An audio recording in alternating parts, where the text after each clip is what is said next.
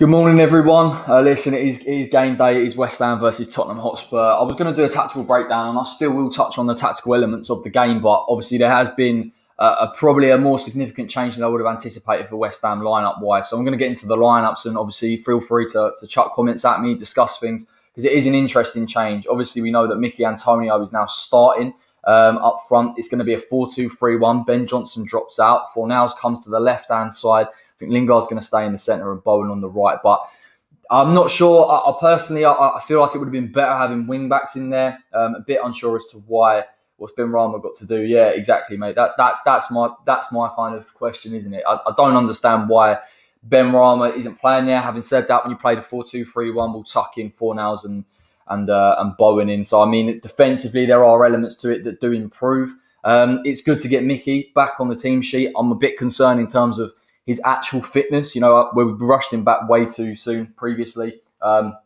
Listen, if Mickey Antonio is fit against Tottenham, it's a no-brainer. You bring him in. He causes them all kinds of issues. He can tear them apart. I think, and what I would like to see today is a similar performance to how we played against Aston Villa when we pressed them high, force them into mistakes, and ultimately get a result and take chances. And I think Tottenham, they've made a few interesting changes. Bale's not starting now, which I thought he would have done. Lamela comes in, so there is a little bit of scepticism from Mourinho in terms of playing all out. I think it's Lucas Moura in the 10 with Son on the right-hand side. But let me know your thoughts on West Ham's and Tottenham's starting lineups and how you think about things, because I do think it changes things slightly. I would like to see West Ham go for it a little bit more in this game. I think we could do it better with the wing-back system, but again, you have to take what you've got, and I think Mickey Antonio is a huge boost to this side, and him and Lingard clearly with their link-up is important. Just to run through the Tottenham side, Tanganga at right back, Reguilon comes back in at left back, which is really problematic. If we'd had him out for a little bit longer, it would have been better. So I can understand having Jarrod Bowen on that right-hand side for some defensive work rate, but do think the wing-backs would have been able to nullify a lot better.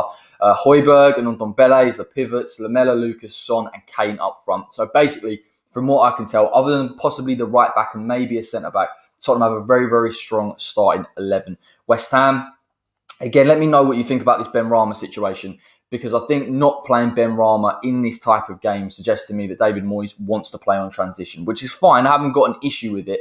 But again, you have to get numbers forward. And I think West Ham look much better against Aston Villa with Ben Rama, Lingard, Antonio all pushing up. And I know we had Fredericks that day, but again, a bit of mobility in getting forward. And I don't think that Fornals necessarily offers that. I think there could be a little bit of frustration, actually. Why is Ben Rama not playing? Again, I'm not sure, FA. On the transition, we need to move it quickly. Yeah, and he's got it bang on here, Matthew Howard, actually. We need to move quickly. The defence of the Spuds looks suspect. And it massively does. Like, I'll touch on it. It's obviously a tactical breakdown.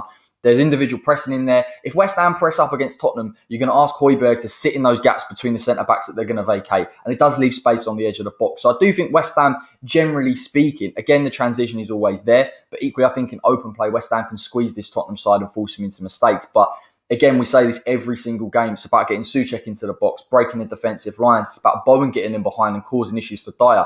The problem is when you've got someone like Reguilon on that left-hand side, probably matches up very well with Jarrod Bowen in terms of pace, and he will still do that. The tactical element of it, going to press and leaving space in behind, is something that Tottenham will do. But just man on man, I think Reguilon Bowen is going to be a tough ask for him. So I would have liked to have seen the fullbacks. I think at some point in this game, we'll have to push somebody like a Soufal and a Creswell forward. And I do think there is that vulnerability, particularly with Creswell when he pushes forward in a back four. Anil says, feeling a lot more confident today with Antonio in the side. Expected Fornals till deep in the second half. Yeah, he's a good shout, mate, to be fair. And I'm not knocking Fornals' work rate. Would have liked to have seen a little bit more pace down that side. And if you're going to play Fornals, I'd rather play him with a left wing back as opposed to just playing on the left-hand side of a 4-2-3-1. Ben Rama should go and Kim was maybe he'll play, or maybe he should check. Do you think Fornals was coming to?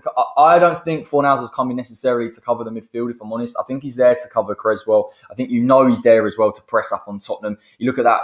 Their right-hand side, Tanganga, again, can he cause him too many issues? I don't think you can cause him as many issues, possibly, as someone like a Ben Rama could. So you've got to look at it defensively. Lamela, again, an inverted winger, essentially. Moura touched on this in the predicted 11, the fact that a lot of Tottenham's attacking midfield three play with their back to goal. It doesn't suit them, and it will suit West Ham, and possibly Moyes is looking at it thinking, well, if we can get breakdowns and transitioning quite deep, then West Ham can transition further up the pitch. They're going to force Ndombele and they are going to force Højbjerg a little bit further forward to squeeze the play. It does mean that West Ham can break and we can obviously hurt Tottenham, but you've got to get the numbers forward in this game. I think Mickey obviously offers that if we're running from deep. I'd probably even argue the fact that Mickey's playing suggests that we are going to sit in a low block for this game, and it frustrates the hell out of people, and I do get it. And I do think that Tottenham can't hurt us as much as possibly some of these other bigger teams can. But again, we'll see what we've got to play with. We'll see how we play. It could work. We can frustrate Tottenham. That is the thing to remember. You feel that in a low block with the defensive shape that we've got in a 4-2-3-1 or in a 5-4-1 or a 3-4-3, it works. We can frustrate teams. And Tottenham particularly, I feel lack creativity. It's going to suit West Ham. Matthew says exactly what I said. Fornals in to cover Creswell when defending and to get the ball forward to Lingard and Antonio. But again, I would have preferred Benrahma. And I think there's always going to be this debate, should Benrahma start a lot more? For me, he will. I think people said it in the chat, him to come on in the second half. Again, he's a live wire, isn't he? Benrahma is the guy that can create something with against the defence. And I know Tottenham are suspect, but they will sit in that low block. And he's the guy that you want. I would have preferred wing-backs. I don't know. Let me know what you think in the comments, whether you're happy with a 4-2-3-1. Because the thing is with the 3-4-3, we can play with Mickey Antonio up front. We don't lose anything, technically. You can play Lingard off the left. Or you could play someone like Bowen off the right, and it suits both of them. So it does change the way that we play. We will match up with Tottenham tactically as well in terms of systems. How am I? I'm all right, mate. I'm looking forward to the game. Antonio, that Sheffield United guy was mad. Yeah, I know how probably cheesed a couple of you off like he wanted to, but we won 3-0. Listen, we come into this game and we've got confidence, and we shouldn't fear Tottenham. I think that's the main thing in this game. We look at teams like Tottenham Hotspur, or people look at teams and say, well, look, they've got Son and Kane. Yes, of course. I don't think Tottenham, generally speaking, can hurt West Ham that well in transition. To be fair, that they'll sit too deep. I'm not convinced they can carry the ball. Harry Kane, as good as he can be, is ultimately a player that is going to drop deep and look for Son getting in behind. And you feel that suits West Ham a lot more in this game. If you're isolating just Kane, they're not going to progress people forward. The reason why Lamella's starting is possibly for that defensive work rate down that right-hand side and not Gareth Bale. I expect Gareth Bale to come on at some point, but Lamela obviously offers that work rate, willing to play through the lines a little bit more and push forward. So I think Tottenham are going to press on West Ham. It will suit us. They will open up. They'll try and push those two midfielders high. And like if you look at Thomas Souček and Declan Rice, if we can win turnover, particularly over the likes of Ndombele, particularly over the likes of Højbjerg, then possibly we get something in this game. And Antonio is the man to get in beyond Lingard, the guy to play between the lines. I spoke about it in the predicted 11 as well, the fact that when someone like Højbjerg sits between there, there's space just in front of that Spurs back four. So if West Ham can press Tottenham up, and I don't think we will because it isn't our style of play, but for whatever reason, we get the ball in that final third and force them back. Lingard's the guy for me. He's going to be so pivotal in this game in terms of playing in and around the box, trying to create something. It's why I would have liked to have seen Cy Benrahma alongside Jesse Lingard, but maybe we'll see it in the second half. Ethan says, I felt safer with five at the back. I think a lot of people do, to be fair, mate. I do prefer the back five.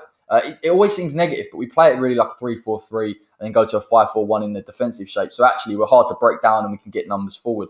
What's your prediction? I'm going 7-4, but real 3-1. I said 2-1 West Ham. I'm not sure if this system changes it too much. I think possibly 1-0. For me, it just smacks Moyes isn't going to go for it in the way or show the level of optimism that I thought he could have done. Something happened to Fredericks. Yeah, I think it was interesting. I was on a fan channel and someone said, would you not put Fredericks down that right-hand side, possibly to give a bit of protection from Son? I actually think Son, if West Ham as a team can push Tottenham far back enough and Son's working in deep areas, he can't hurt us nearly as much. The issue is if West Ham do sit back for the rest of this game and you allow Son to play on the shoulder of the back two, particularly now we've gone back to a back two, there are vulnerabilities there naturally in terms of pace and mobility. And you worry that if Tottenham can get enough possession in our final third, that they will break that line at some point. And that's why I think in games like this, you can't afford just to sit deep for the entire 90 because you're inviting pressure and you're inviting chance creation. Reguilon as well, just to touch on it, is a problem. In terms of the width that he is going to offer to this Spurs side, I think they've missed that quite a fair bit, Spurs, in terms of stretching the play, trying to force teams out of position and then sort of accommodating and get men in beyond. Reguilon's going to offer that down that left. So it means Son will be more freed up to play in those central areas and possibly sit on the shoulder. So a little bit of a concern. Fredericks is injured, not even on the bench. That is concerning. I thought he was fully fit. I think that explains why we've got two goalkeepers there. Of all the way you've done, the best one is Mike. He's kind of also said we deserve to. Yeah, no, Mike's a good guy, mate. Benrahma over Fornals would have been better. A few people are saying West Ham 5, Spurs 0. I wish I could share your level of optimism. City ripped Tottenham with short passes higher up. This is what, yeah, exactly. Fornals, To a degree, but I think we're talking about pace, and I think Tottenham, Man City played a high line with a high press and could dominate possession. West Ham aren't going to do it in the same way. So it's a good, in theory, it's good. You'd progress your centre midfielders to make runs in behind. That's why they couldn't deal with it. I think that's why Souček's so important in this game offensively, because he is going to break those Tottenham lines at times. If West Ham can get him forward and Declan Rice sits, which is, I imagine, what this 4-2-3-1 offers. Declan sitting a bit deeper, Souček playing a bit further up, causing Tottenham issues, breaking lines, and hopefully getting chances. But I think on a positive note, having Antonio back in the side, again, aside from work rate and strength, etc., his presence in the box, a physical presence, an aerial presence. West Ham missed that against Sheffield United. We did incredibly well with the front three, the fluidity, the movement between the two. But Antonio does offer that aerial threat that I think we need against this Spurs side. And particularly it suits West Ham. We like getting deliveries into the box. We are going to do this in this game, I imagine, particularly from set pieces as well. So we need as many aerial threats in that box as possible to hurt them. My heart says 2-1 West Ham, but I can see it being a 1-0 or a Desmond. I would probably lean more towards a 1-0 at this point. But having said that, you speak to Spurs fans, they concede a lot of goals from set pieces. West Ham score a lot of goals from set pieces. So it suits us in that sense. I would like to see us target that. I think naturally we will anyway. It's just more about the open play for me against Tottenham. How are we going to break them down? How are we going to beat them in transition? Can we advance men forward? Are we going to sit back in a low block for a large period of the game and try and nullify? And listen, I'm not opposed to a low block. I think it's going to frustrate and nullify Tottenham and force them into deep areas. That's exactly what you want to do defensively. But again, going forward, we've just got to commit bodies forward. And you think generally, from what we've seen, aside from the Fulham game, having Jesse Lingard and Antonio, who work incredibly well together, Thomas Souček, there is a lot of link-up play and build-up play. I swear down if we play short corners. Yeah, fingers crossed, mate. I don't think we will in this game. We need to get in the box and we need to cause some issues because I think Davinson Sanchez looks really problematic in the minute. He's struggling. Eric Dyer, again, lack of mobility. If you can get Bowen in an inverted position, which is why I wanted the wing-backs on Dyer, it'd cause him problems no end. So it'd be interesting. We've got City next. It's a must-win, plus I want to get a draw. City will be a massively tough game. I think this is why West Ham should go and try and win this, if I'm perfectly honest. Because if you go and draw this and you lose to City, all of a sudden there's a bit of a negative atmosphere. And I think actually, you look at our next 5 games, I think someone pulled it up, the fact we've got Tottenham, Man City, Leeds, I think it's Man United, Arsenal. I think we can beat Arsenal, Tottenham and Leeds. To be fair, I think we can if we're on it. We're going to have breaks in these games. We're going to have a week's rest. So there's no reason why we can't go and get results. And today's another example of that. But for me, it's a bit of a litmus test. I want to see Moyes go for it a bit more. Stop playing this team that you think that you're playing in terms of, they're Tottenham and they're here and they're there. Listen, they're below us in the league. They're 6 points below us for a reason. We're one of the most consistent teams in the league. We've got a relatively fit squad here. I know there's slight changes and adaptations. If Antonio is fully fit, we are an issue. We are a problem. We can get goals in this game and we can frustrate them. Lingard, Antonio, Bowen running at Dyer. But this is the thing. I know he's a Man United fan, but I'll pull it up because it's an interesting comment. Lingard, Antonio, Bowen running at Dyer and Alderweireld. It could be, but then can you break them out of position enough? Will West Ham commit those men forward? That's the question. Can we run from deep? I think I was massively encouraged with Jesse Lingard on Monday night. The fact that he could run from deep and carry the ball over large, that's exactly what we need in Antonio's absence. Now, the fact that we've got 2 players like that, and I think what doesn't get picked up with Lingard probably is his intelligence. It's playing between the lines, playing in beyond, a goal threat as well. West Ham can need that. And listen, Tottenham are massively vulnerable in transition. There's no getting around it. And if Reguilon presses on, particularly down that right-hand side, and if West Ham can break and create overloads naturally and overlaps, we will get chances. And I think I just want a bit of positivity in this game. I think that's really what I want. Listen, I expect West Ham to concede possession. It seems like that's going to be the tactic. But I think as well, and I touched on this in the predicted 11, if you press Lingard with his work rate and 4 nails in that area, just in front of that Spurs back 4, which becomes a little bit of a back 2, then I think you can cause them into errors and they can't play through the lines. Tottenham really struggle to create in terms of open play and transitioning effectively through those phases of play. They rely on Højbjerg to play in between the lines, to get to a player that's going to do it with all of the attacking midfielders with their back to goal. If West Ham press on them, if Mickey Antonio presses on Dyer like we expect, if Lingard presses on someone like Davinson Sanchez, and we press on Højbjerg as well, you're nullifying that. You're making it difficult for Tottenham. That's what Fulham did so well when they got that 1-1 draw in the end, was breaking the play down. They lacked an attacking threat. You feel that West Ham have got enough men and enough in terms of personnel and tactics to get more goals against Tottenham. So that is a tactic I'd like to see. I think the 4-2-3-1 allows that. Like I've touched on, defensive solidity and pressing higher up will work against Tottenham Hotspur. The problem will be is when Son and Kane come a little bit deeper and we're not picking up those runs, and maybe West Ham make a mistake. That's what I think this game's going to rely on today. West Ham, if we're disciplined and we don't make mistakes and we keep our concentration, we should be absolutely fine. Pro Algerian, West Ham should expect the first 20 to 25 minutes hell. I don't think Tottenham, I'm not just saying this as a West Ham fan, I genuinely don't think Tottenham are as good as people say they are. I don't think they can hurt us in as many ways. I think you see that with Mourinho struggling to find a side and a rhythm. Doesn't mean they don't have quality players. Of course they do. Naturally, Reguilon's a fantastic player. Højbjerg's a brilliant player. Kane, Son. These are all good players. And on their day, with a bit space in behind West Ham, they can hurt us. But in terms of tactically, the way West Ham can play, in terms of how we're going to deal with it, then yeah, I think we can nullify them. I think we have got that system to do so. Imagine if Liverpool don't qualify for Europa, that'd be interesting. I think West Ham will win 2-0 from an Everton supporter. Congratulations, mate, on beating them yesterday. It doesn't make our result against them look any nicer, given how vulnerable they are at the back. But yeah, let me know in the comments section. Drop a like as well. We'll go live to the watch along very, very shortly. Let me know what you think about these starting lineups. What do you think your score predictions are for today? Do you think West Ham can beat Tottenham? If we beat Tottenham, we go 9 points clear. You know, I want to see some optimism.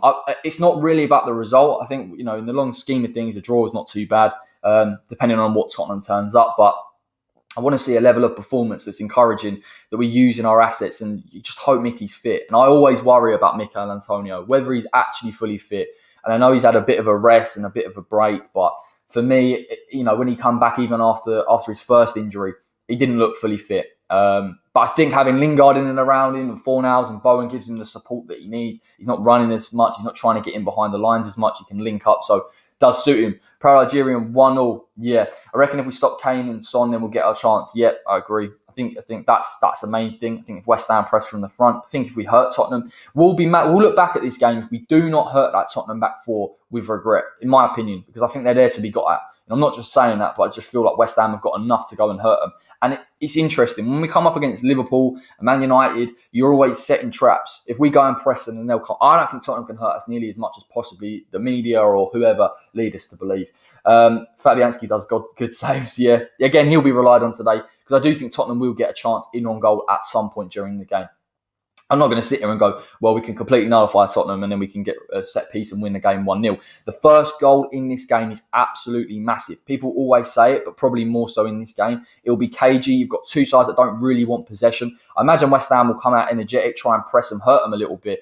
But I think that if West Ham get a goal earlier on and Tottenham have to get the ball and hurt us, and it opens up, I think West Ham are well suited to hurt them in response. Antonio is fit, but the PL rhythm, he needs it. It seems like he's... Yeah, people have said that, to be fair, mate, in terms of Mikel Antonio's match fitness and match sharpness. I'll go down the line of fitness. I just don't think he looks the same, but maybe I'm wrong.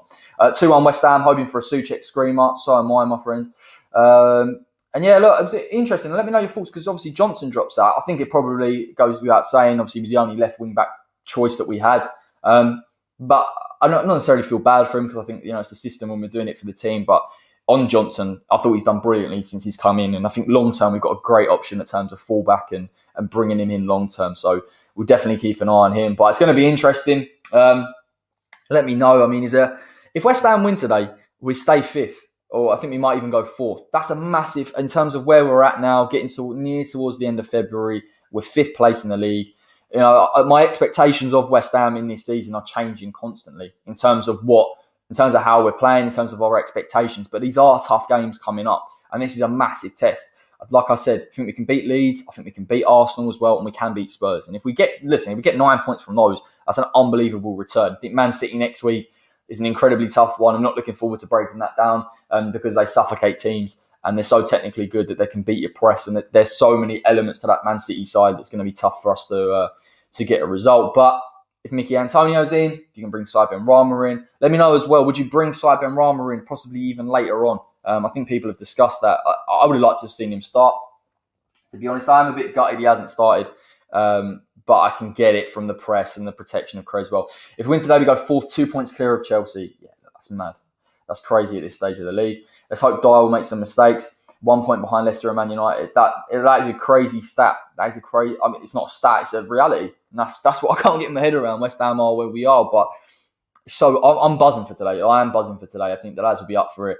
I think we've had a rest. Tottenham have played on Thursday evening. I know that they've played. They've got a bit of squad depth kicking around there. So naturally, they've given some players some rest. But I feel we can hurt them.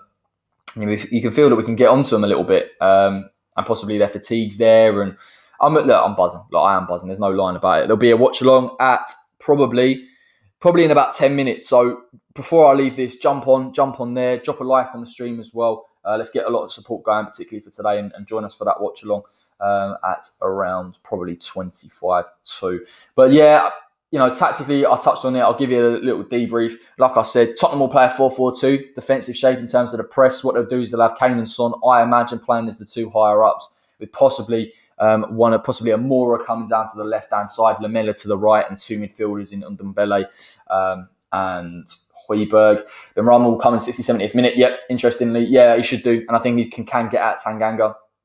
But yeah, no, they'll play that 4-4-2 defensive shape. They'll press on West Ham. They'll try and win the ball. I can understand it. It does actually mean, though, if we have the ball and Tottenham play in that shape, it's easier for us to play between the lines. I know we talk about Fornals, and maybe I'm critical in terms of his pace and his ability to transition effectively, but he's an intelligent football player and he can play between the lines. And for me, long term, he should be a number 10. I'm not quite sure why he plays as a left-hand side attacking midfielder, but clearly it's for the work rate. So it'll be interesting to see from that perspective. But I think West Ham can play between those lines. I think Mickey will come deeper into those positions as well. Interesting enough with this Tottenham defence, they individually try and win the ball from centre-back. You think that they'd have protection from those two defensive midfielders. Less so. Dyer will come out to try and win the ball. Sanchez will try and come out to win the ball. West Ham press a little bit higher, win the ball in turnover. There's no reason why West Ham can't get something from this game. And particularly, we can transition very, very effectively with the likes of Jesse Lingard and Mickey Antonio. Give me a few questions. Come on, let's get the questions in. Last 5 minutes. Let's have it. But other than that, I don't think Tottenham, to be fair to them, play fantastic football. They lack creativity. They're missing the Celso. They're missing a player that's going to pick up the ball and play between the lines. Ndombele playing from a pivot role is easier for West Ham. Yes, he can carry the ball in deep areas. I imagine Højbjerg will sit a little bit deeper. But I think West Ham, particularly if we're sitting in a low block, and we've obviously got those attacking three midfield players, then we can press up on them and we can cause Ndombele issues. The problem West Ham will have in this game is if we sit back and Ndombele is allowed to get in West Ham's final third and then we go and press, because he's so good on the ball that he can keep the ball. He's very, very press resistant. Does mean that if West Ham go and try and win the ball and he beats them, that defensive line breaks, and that's Tottenham's trigger. That's the Mourinho side trigger. When someone gets out of shape, then we can take advantage. That is my only concern. And the reason why it worked so well early in the season for Spurs is because they would have the players in Kane and Son that could utilise it. And they had the quality from Kane in terms of through balls, Son in terms of that ability to play on the shoulder and the strength and the pacing behind. So there are things that suit Mourinho. I don't think West Ham are going to play that way. I think if West Ham are disciplined, we can nullify and negate a lot of their threat. I would not take McBurney from Sheffield United. For me, no chance. He's not clinical enough. I think that's what we miss. I do know we are a team that relies on open play and trying to stretch the ball and keep the ball. But McBurney, for me, I'm not massively convinced. I know they play like that at Sheffield United and they try and introduce the midfield, but I personally wouldn't go down that route if I were you. I think we're going to wrap it up here. I'm going to jump on the watch along. We're going to discuss the teams. We're going to get straight into things. Kickoff is at 12 o'clock, hence why you've all cleared off, because it is kickoff time. Thank you so much for joining me as ever. I promise I will be more punctual next week. It is again another early kickoff against Manchester City. I will do a tactical breakdown for that, and I'll look to get the predicted 11 out a little bit earlier than this week. But listen, drop the like as ever, and until next time, take care.